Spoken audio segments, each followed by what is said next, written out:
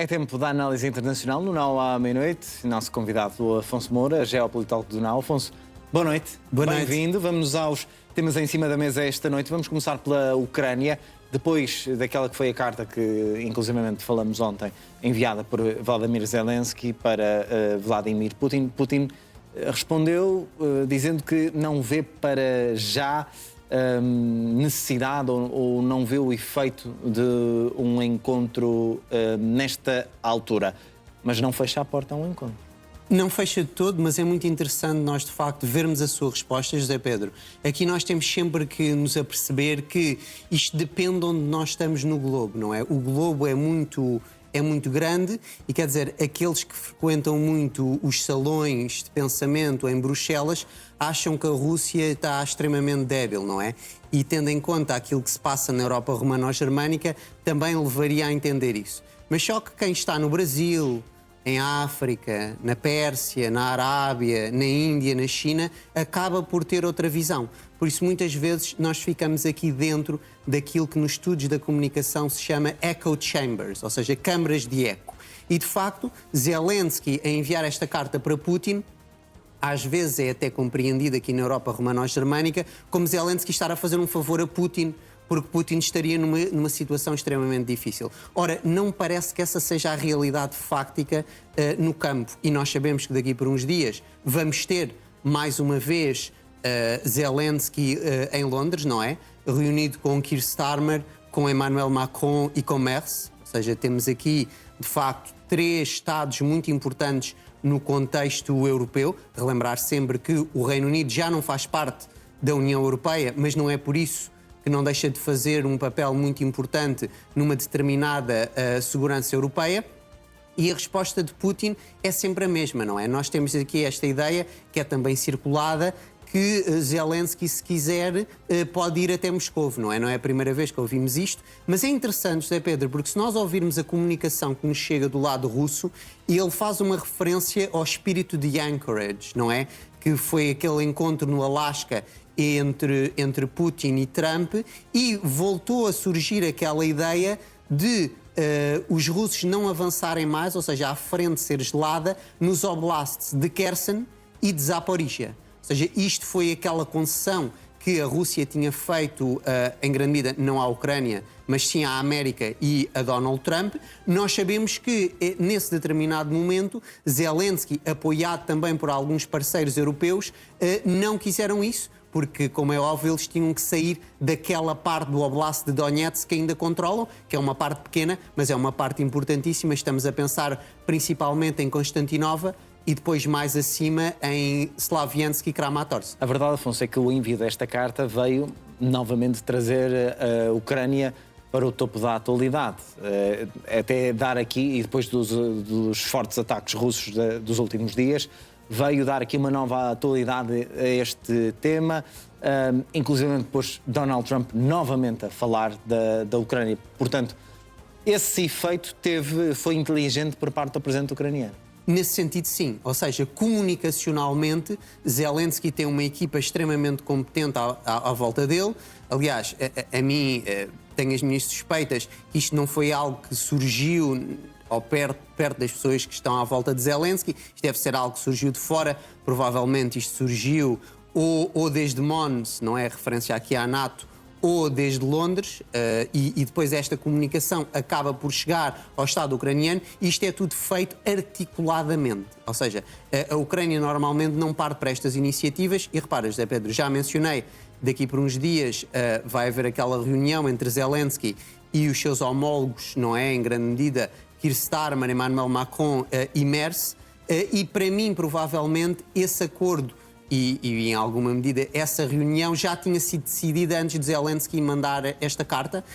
E sim, comunicacionalmente, nós podemos dizer que é positivo. No entanto, é sempre complicado, porque nós já começámos a falar disso um pouco ontem. Se nós analisarmos claramente aquilo que Zelensky escreve, ele acaba por dizer que os ucranianos, no início, gostavam de Putin, não é? No início deste século, e depois Putin tomou esta decisão. Eu creio que aqui é importante nós não pessoalizarmos, nós não personalizarmos. Porquê?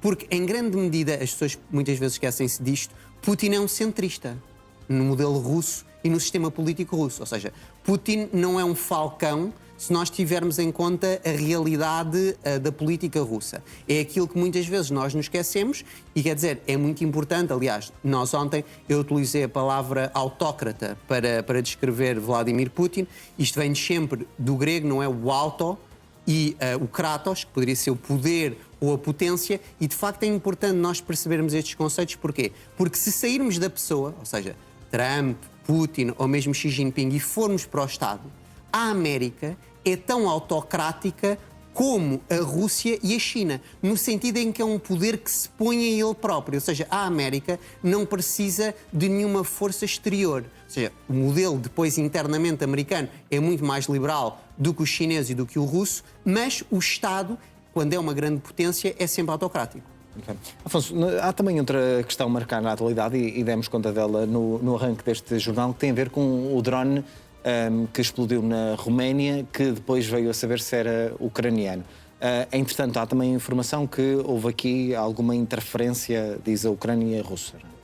Sim, quer dizer, nós temos sempre que ter aqui em conta que existe uma dimensão eletrónica, não é? Neste tipo de guerra e muitas vezes no controle dos drones, e uma interseção do Estado inimigo pode fazer com que o drone perca o seu caminho, acabe por perder a sua direção, não é? E perdendo essa direção pode depois ir para um determinado sítio. Aliás, nós quando isto aconteceu, José Pedro, tivemos logo automaticamente toda a gente a dizer que a Rússia estava a atacar a Roménia. Aliás, eu relembro-te que isto não é a primeira vez em que nós ouvimos algo desse género, quando, por exemplo, um míssil, não é, da defesa antimíssil ucraniana caiu na Polónia. Também aqui já há uns tempos começou a dizer a Rússia atacou a Polónia. Era falso aí e é falso também neste caso. Mas esta questão dos drones é de facto extremamente preocupante, José Pedro, porque vai criar uma espécie de alastramento geográfico. E eu recordo-me também, aqui na Roménia, os telespectadores têm que ter sempre noção, a Roménia tem uma parte do seu território que tem costa no Mar Negro, não é? E que o Mar Negro é um mar que foi altamente militarizado já há uma década a esta parte e está a ser ainda mais militarizado desde 2022. Se nós descermos do Mar Negro, ou seja, passamos ali em grande medida pelas Dardanelas, e depois vamos dar à Grécia, não é? De um lado temos a Grécia, do outro lado temos a Turquia. Há uns meses atrás, José Pedro, detectou-se um drone marítimo ucraniano numa dessas grutas no território grego. E isto, de facto, cria um grande problema, porque aparentemente os gregos não sabiam que esse drone aí residia. E isto é um dos problemas, de facto, porque nos pode levar ao ponto da cobeligerância.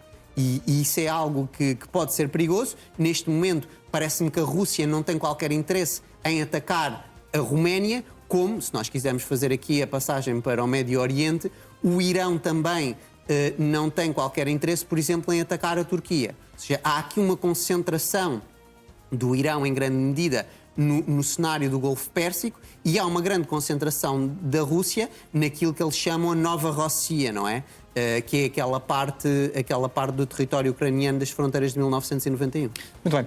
Afonso, vamos avançar com uma citação que nos trazes de um livro da tua autoria e vou-te pedir, aliás, vamos mostrar essa citação do livro para te pedir também, é este grafismo que estamos a ver, sem dúvida, depois do corte de 1054, quiçá antes, a potestas imperial, a bizantina, teve de se ocupar igualmente da... Auctoritas, exatamente. Auctoritas. Obrigado por me ajudares, Afonso.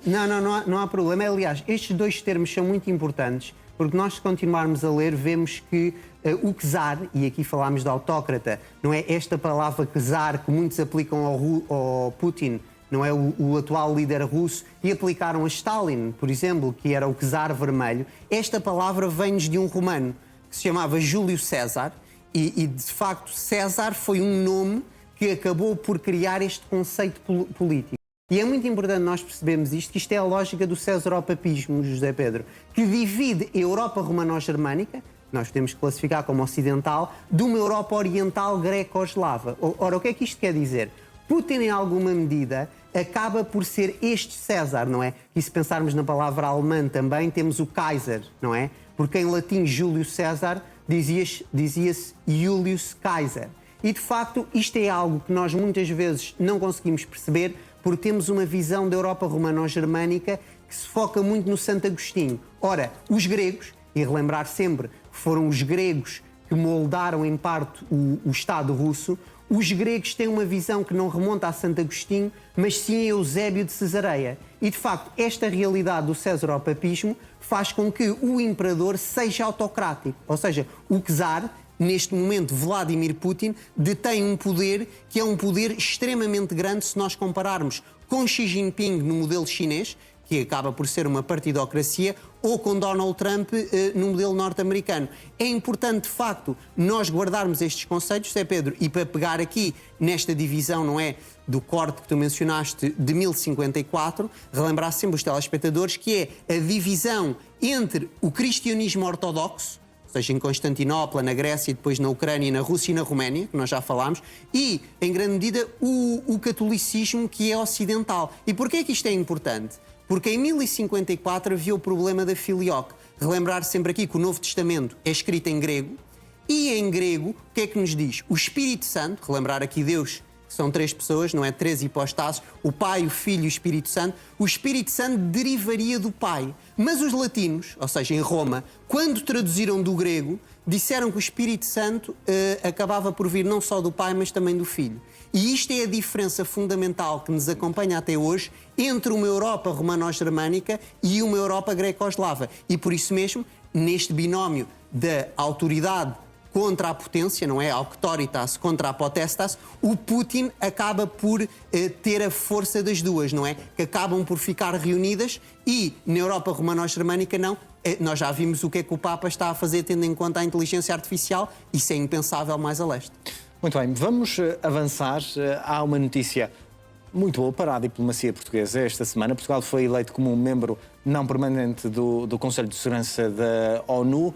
É um trabalho, Afonso, já da diplomacia portuguesa que não é de agora. Absolutamente, aliás, eu acho que isto é uma vitória importante da diplomacia portuguesa.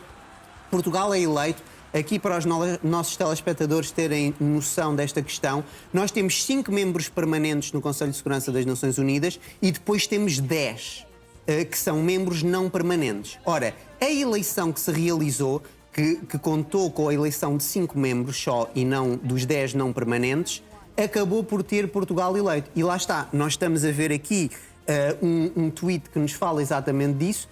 Temos a Áustria, o Quirguistão, Portugal, Trinidade e Tobago e o Zimbábue. Estes 5 membros foram eleitos. E muitas pessoas começaram a fazer piadas, José Pedro. Bem, a Alemanha não foi eleita, mas foi o Zimbábue. Aqui relembrar aos telespectadores que nas Nações Unidas nós temos uma divisão geográfica. Por isso a Alemanha não estava a competir com o Zimbábue. A Alemanha estava a competir com a Áustria e com Portugal. Porque nesse espaço geográfico tínhamos 3 candidatos, em grande medida, para 2 lugares. Agora, a Alemanha perdeu. E é muito interessante nós vermos que isto acaba por demonstrar que a diplomacia portuguesa e a diplomacia austríaca foram mais fortes. E nós aqui temos uma notícia, não é já britânica, da BBC, que é a Alemanha culpa a Rússia por não ter conseguido esse tal lugar, membro não permanente, no Conselho de Segurança. E aqui é hilariante, José Pedro, porque nós oscilamos sempre numa grande confusão da Rússia, que é um Estado falhado, não é? Um Estado irrelevante, para uma Rússia poderosíssima. Ora, neste momento, a Alemanha, que noutros pontos nos diz que a Rússia é um Estado fraquinho e que não tem grande interesse, a dizer que, afinal, a Rússia tem muito interesse porque influenciou a votação de tal forma nas Nações Unidas que impediu a Alemanha de ser um membro permanente. Aqui, eu acho que isto é exagerado da parte da diplomacia alemã. No entanto, nós temos que dizer que a Áustria e a Alemanha o anularam-se em parte. Porquê? A Áustria e a Alemanha são os 2 países mais importantes de língua alemã. Fazem parte da mesma realidade geográfica. E a competirem as duas, de facto que os países por esse mundo fora, José Pedro, eles acabam por preferir a Áustria à Alemanha também. Porquê? Porque a Áustria não é membro da NATO. E nós sabemos que a Alemanha, em alguma medida, e que quer agora rearmar-se, não é? E fazer tudo isto mais, assusta por esse mundo fora, não é? No atual dito sul global. E por isso mesmo, a Áustria, como tem uma posição mais neutra do que a posição alemã, exatamente porque não é membro da NATO, relembrar sempre aqui aos telespectadores que a Áustria é membro da União Europeia e é membro também do Euro, mas isso é uma realidade, a realidade militar depois da NATO acaba por ser outra, Viena e Berlim, não é? A Áustria e a Alemanha disputaram sempre a primazia no mundo germânico. Aqui relembrarmos sempre que o Estado mais importante, não é? O corpo político mais importante de língua alemã sempre foi a Áustria. Ou seja, só no final do século XIX é que nós tivemos a Prússia, não é? O reino prussiano, que desalojou a Áustria dessa possibilidade, não é? Na guerra de 1866 e depois na guerra franco-prussiana, Berlim conseguiu unificar a Alemanha e removeu a Áustria, não é? A Áustria, que tinha sido essa tal realidade mais importante durante os séculos no espaço germânico, acabou por perder para Berlim. É aqui, em alguma medida, uma vingança dessa derrota austríaca, e Portugal, como é óbvio, ganhou muito com isto. Agora, para concluir esta questão, é isto uma vitória para Portugal? É. Devem os portugueses estar orgulhosos por este lugar? Devem. Agora, também não vale a pena exacerbarmos demasiado isto. Relembrar-nos sempre que os membros não permanentes do Conselho de Segurança das Nações Unidas têm um peso muito menor do que os membros permanentes e, por isso mesmo, é uma vitória, mas não é uma vitória estrondosa. Afonso, vamos avançar. Traz-nos aqui outras publicações, nomeadamente que nos fazem olhar para uma questão que é as grandes potências estão de volta. Estão de volta. Exatamente. Porquê? Isto é um livro que acaba de sair daquele senhor ali à direita, o Brandon Sims, que é professor em Cambridge, não é? Uma das mais prestigiosas universidades do mundo, e de facto é o retorno dos grandes poderes. E reparem ali que nós temos 4 bandeiras: a da China, a da América, a do Reino Unido e a da Rússia. Ou seja, Brandon Sims, que está muito perto também, não é, da realidade e da elite anglófona, diz-nos que nós vivemos não numa tripolaridade, como eu digo, ele diz que vivemos numa quadripolaridade. Mas é interessante que a 4ª grande potência que ele menciona é o Reino Unido. É interessante porque muitos dirão que o Reino Unido já não tem essa posição, mas ele diz. E repara, José Pedro, é muito importante nós termos isto em conta. Porquê? Porque nós, aqui em grande medida, acabamos por pensar, bem, a Rússia, a importância da Rússia, a Rússia é importante ou não?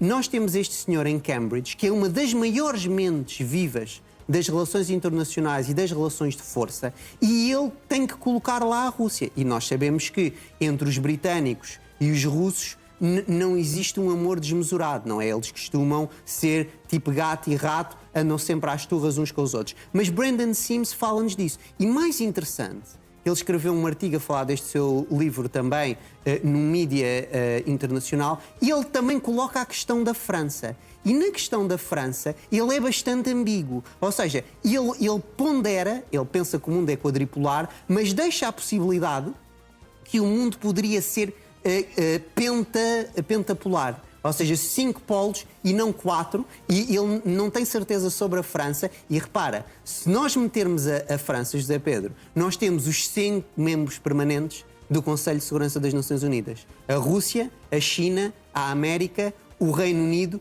e a França. É de facto fascinante, e fascinante também é que Brandon Sims coloca a França acima da Alemanha, do Japão e da própria Índia. Ou seja, isto para nós percebermos aqui, muitas vezes temos uma visão que acaba por ser atávica e acaba por não abrir os horizontes. Nós temos neste momento, dentro do mundo anglófono, os mais exímios pensadores a tratar destas matérias, que acabam por ver as coisas de uma forma muito diferente daquela que nos falam da bipolaridade, não é? A tal bipolaridade em que nós viveríamos, em que só interessa à China e à América e os outros estão muito abaixo. Brandon Sims discorda. Ele parece apontar que vivemos num mundo quadripolar. Vamos aproveitar para olhar para um outro livro, um livro mais antigo que escreveu, que nos diz o quê?